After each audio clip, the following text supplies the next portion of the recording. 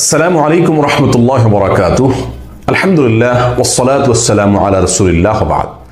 সুপ্রিয় দর্শক শ্রোতা ভাই বোনেরা, আমাদের জীবনের যে কোনো গুরুত্বপূর্ণ কাজে, যে কোনো গুরুত্বপূর্ণ সিদ্ধান্তে আমরা যদি চূড়ান্তভাবে সফলতা নিশ্চিত করতে চাই, তাহলে দুটি কাজ করতে হবে।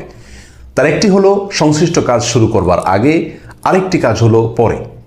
যে কোনো কাজ শুরু করার আগে একজন মুমিন আল্লাহ সুবহানাহু ওয়া তাআলার প্রতি পরিপূর্ণ আস্থা, পরিপূর্ণ ভরসা এবং তাওয়াক্কুল যদি করেন, তাহলে তিনি সে কাজে চূড়ান্তভাবে সফল কাম হবেন। আল্লাহ সুবহানাহু ওয়া তাআলা কোরআনে কারীমে বলেছেন, ফাইজা আযামতা ফাতাওয়াক্কাল আলাল্লাহ। যদি কোনো কাজ করার ব্যাপারে তুমি ভেবে চিন্তে সিদ্ধান্ত গ্রহণ করে থাকো, তাহলে আল্লাহ সুবহানাহু ওয়া তাআলার প্রতি ভরসা করো, আস্থা রাখো, তার প্রতি ন্যস্ত করো তোমার সংশ্লিষ্ট কাজের সফলতাকে। অন্য আয়াতে তিনি বলেছেন, ওমান ইয়াতাওয়াক্কাল আলাল্লাহ ফাহুয়া হাসবুহ।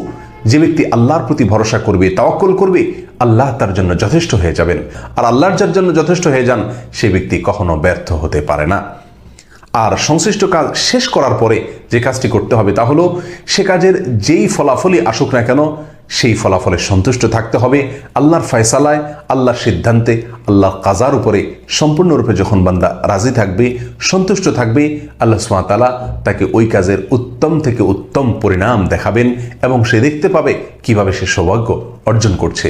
সুতরাং যে কোনো কাজ করার আগে এবং ভেবে চিন্তে পরামর্শ করে ইস্তেখারা করে সিদ্ধান্ত গ্রহণ করার পরে আল্লাহর প্রতি পরিপূর্ণ আস্থা রাখতে হবে, ভরসা রাখতে হবে, তাওয়াক্কুল করতে হবে এবং নিশ্চিত থাকতে হবে যে আল্লাহ সুবহানাহু ওয়া তাআলা আমার জন্য কল্যাণের ফয়সালা করবেন, কারণ আমি তার উপরে ভরসা করেছি।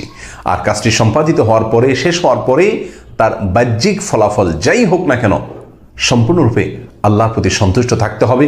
মনে রাখতে হবে, যেহেতু আমি আল্লাহর উপর তাওয়াক্কুল করেছি কাজটি শুরু করার আগে, অতএব আল্লাহ সুবহানাহু ওয়া তাআলা আমাকে সফলতা দেবেনই।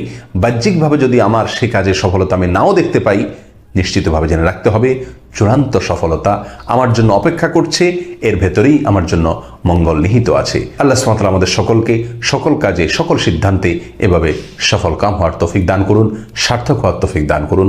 আসসালামু আলাইকুম ওয়া রাহমাতুল্লাহি।